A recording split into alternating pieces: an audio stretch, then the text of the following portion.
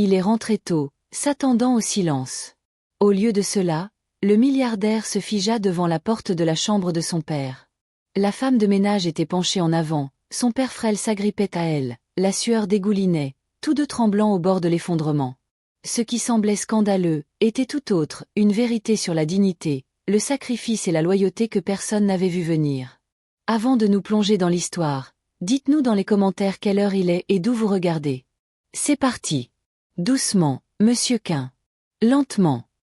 La voix d'Alina était calme, mais ses bras brûlaient. Elle avait tenu son corps comme un mur, son uniforme noir tendu alors qu'elle se penchait en avant contre le lit blanc. Samuel Quint s'accrochait à elle, sa tête grise penchée, sa chemise beige trempée de sueur. Ses jambes, autrefois fières et stables, tremblaient maintenant comme des brindilles fragiles. Cela faisait 10 mois que l'accident vasculaire cérébral avait eu lieu. 10 mois que l'homme qui commandait autrefois les salles de réunion et les chantiers de construction avait été installé dans ce fauteuil roulant noir dans le coin. 10 mois d'essais, d'échecs, de recommencements. Juste une seconde de plus sur vos pieds, murmura Alina, sa joue effleurant le couvre-lit. Vous êtes plus grand qu'hier. Samuel grogna, sa respiration sifflant. Plus grand. Mes genoux sont engelés. J'ai l'impression d'être un ivrogne qui s'accroche pour sa survie. Ses lèvres se crispèrent. Alors, laissez-moi être votre équilibre. Ne vous battez pas contre moi. Appuyez-vous simplement. Ses doigts agrippèrent son épaule. Non pas par commandement, mais par besoin.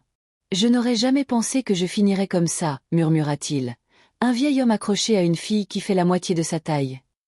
Alina enfonça ses talons dans le sol, son dos criant sous son poids. Vous n'êtes pas seulement un vieil homme. Vous vous battez pour récupérer vos jambes. Ça, c'est important. Il rit amèrement, le son craquant. Sais-tu ce que ça fait de passer de la marche dans des réunions avec le monde dans sa poche à être attaché à cette chaise pour aller aux toilettes? D'avoir besoin d'une femme de ménage pour se tenir debout?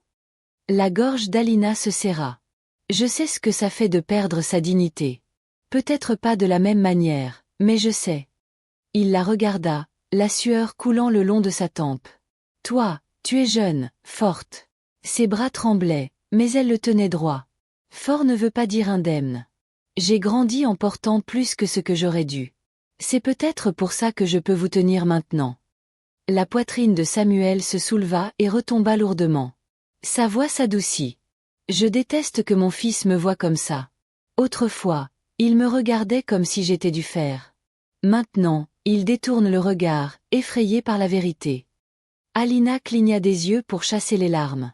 Alors laissez-moi vous aider à vous tenir debout quand il ne regarde pas. Pour que vous vous souveniez de qui vous êtes avant qu'il ne franchisse cette porte. Il se pencha plus fort, instable, ses jambes tremblant. Elle resserra sa prise. Attention, l'exhorta-t-elle. Je vous tiens, mais vous devez respirer avec moi, inspirer et expirer. Il essaya de suivre son rythme, mais chaque souffle ressemblait à du gravier. Si je tombe, tu ne me rattraperas pas. Elle coupa court fermement. Parce que je ne vous laisserai pas tomber. Il déglutit, la voix brisée. Pourquoi vous souciez-vous autant, Alina? Ses bras tremblaient, la sueur coulant sur son front. Parce que personne ne s'est soucié de moi quand j'avais besoin qu'on me tienne. Et parce que vous méritez plus que de la pitié. Vous méritez que quelqu'un croie en vous. Les lèvres de Samuel tremblèrent. Vous ressemblez à ma défunte épouse. La poitrine d'Alina se serra. Alors peut-être que c'est elle qui m'a envoyé. Pendant un instant, la pièce est devenue silencieuse. Le seul bruit était le martèlement de 2 cœurs qui portaient le poids l'un de l'autre. Puis les genoux de Samuel se sont soudainement dérobés. Son corps a basculé, entraînant Alina vers l'avant avec un cri aigu. « Monsieur Quint !» Elle s'est battue pour le tenir, ses ongles s'enfonçant dans le couvre-lit blanc, son dos sur le point de se briser. « Restez avec moi. Ne lâchez pas. » Son bras s'est refermé sur ses épaules. Le désespoir était clair. « Ne me laisse pas tomber, petite. S'il te plaît. » « Je ne le ferai pas. » Elle haleta, se tendant, la sueur imbibant son tablier. « J'ai promis que je ne le ferai pas. » Ils restèrent figés ainsi, son corps penché sur le sien, sa silhouette tendue comme un pont sur le point de s'effondrer. Son souffle était chaud contre son cou, sa voix tremblant de honte. « Ce n'est pas comme ça que mon fils devrait me voir, » murmura-t-il. Alina ferma les yeux, chaque muscle criant. Alors il ne le verra pas. Nous allons terminer ça, juste vous et moi. Mais le destin en a décidé autrement. La porte a grincé. Des pas lourds ont traversé le sol poli. L'ombre d'une grande silhouette s'est étirée sur le lit. Père! La voix était grave, contrôlée, mais teintée d'alarme. Alina s'est figée. Elle n'avait pas besoin de regarder. Elle savait que c'était lui. Le fils. L'homme au costume marron. Elle était toujours penchée en avant, Samuel s'agrippant à elle par derrière, tous deux tremblants. Pour un étranger, pour un fils non préparé, cela ressemblait à quelque chose de tout à fait différent. Les bras d'Alina tremblèrent. Chaque muscle de son dos cria alors que les genoux de Samuel se dérobaient à nouveau. Elle resserra sa prise et murmura à travers des dents serrées. « Juste un petit peu plus, monsieur Quint. Le fauteuil est juste ici. Nous pouvons y arriver. » Samuel gémit, la voix faible mais résolue. « Soutiens-moi, petite. Ne me laisse pas glisser. » Ses chaussures grincèrent sur le sol poli alors qu'elle le guidait vers le bas. Son poids pressait ses épaules comme du fer, mais pouce par pouce elle le baissa jusqu'à ce qu'il s'enfonce enfin dans le fauteuil roulant noir. Sa poitrine se souleva et retomba par saccades, la sueur coulant le long de sa tempe.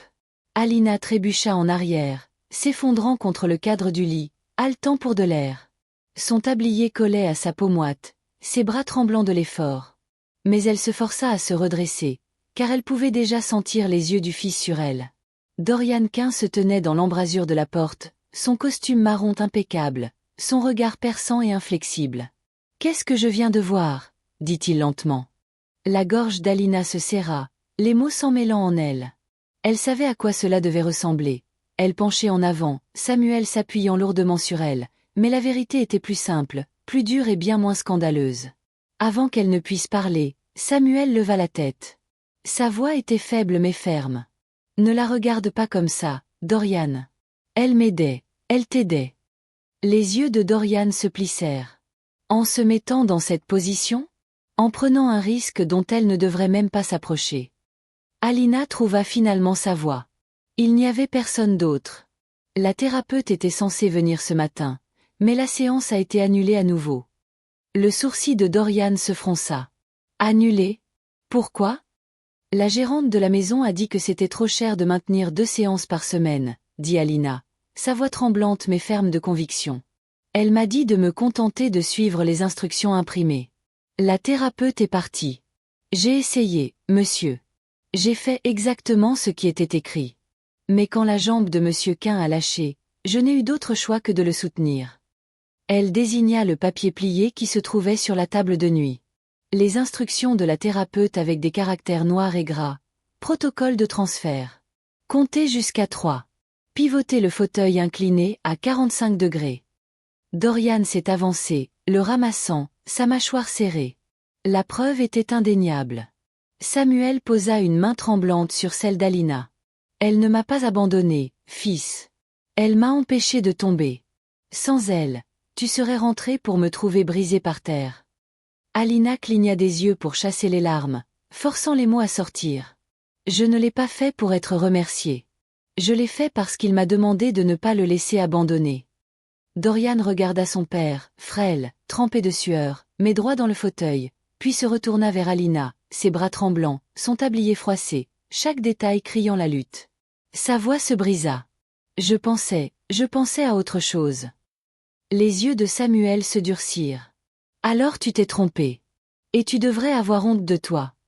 La pièce devint silencieuse. Dorian baissa la tête.